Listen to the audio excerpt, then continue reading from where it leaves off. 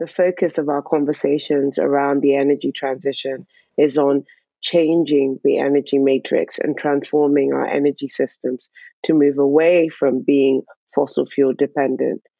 While this is important and needs to be done, we must also consider another dimension that is equally important, and that is addressing energy poverty.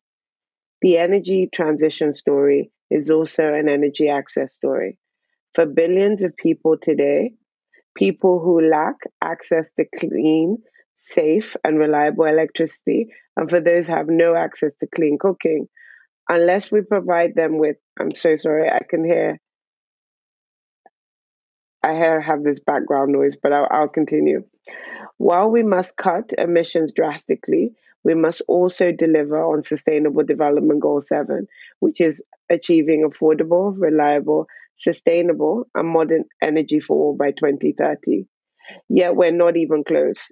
Today, we still have 759 million people who have no access to electricity and 2.6 billion people without access to clean cooking.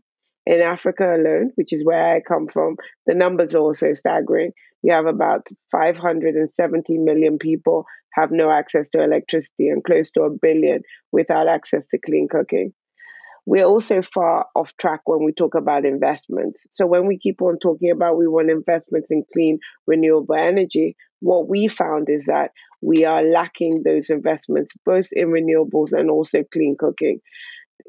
For an example, clean cooking commitments in 2013 were roughly about $133 million, which is far short of the $4.5 billion needed. These figures these figures are significant because basic energy access is significant. It's not even talking about the different higher tiers that we really need for economic growth.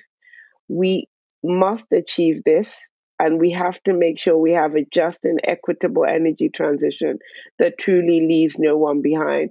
We can't talk about energy transition and leave a billion people behind. We need a comprehensive approach backed by adequate and affordable financing to take us closer to a net zero future. Here's one example. At COP26, my country, Nigeria, announced its commitment to achieving net zero emissions by 2060. The announcement was spurred by a data driven energy transition plan that showed the pathway of how Nigeria can achieve net zero and also achieve its energy poverty targets and industrialization targets by 2060.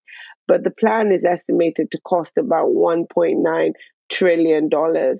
This is between now and 2060, of which 410 billion is above business as usual spending. It's really the electrification of the entire economy. We feel that this is really important. While we talk about energy transition, we have to take the developing countries along. We need to show them how they can address their needs using a low carbon pathway. And we all need to get behind that as a global audience to fund it. So that is what I'm here to say today. We must be we must have much bolder ambition to accelerate finance and implementation on ground to make sure that we achieve our net zero targets while not leaving anybody behind. Thank you.